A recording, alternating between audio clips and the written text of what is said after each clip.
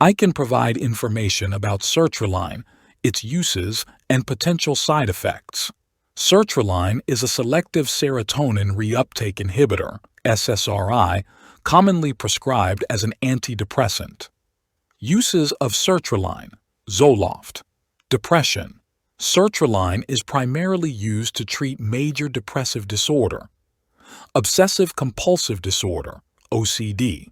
It is effective in the treatment of obsessive-compulsive disorder. Panic disorder.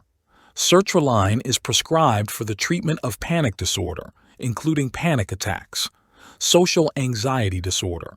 It may be used to manage social anxiety disorder.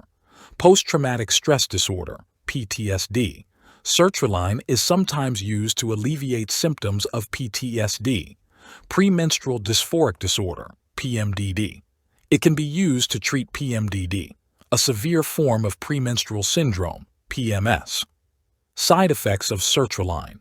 As with any medication, sertraline may cause side effects. Common side effects may include nausea, diarrhea, insomnia, or drowsiness, dizziness, dry mouth, fatigue. Sweating weight changes. Sexual side effects, such as decreased libido or difficulty achieving orgasm. It's important to note that not everyone will experience these side effects, and some people may not experience any side effects at all. Additionally, side effects may diminish over time as your body adjusts to the medication. However, if you experience severe or persistent side effects, or if you have any concerns, it's crucial to contact your healthcare provider. They can provide guidance on the best course of action, which may include adjusting the dosage or trying a different medication.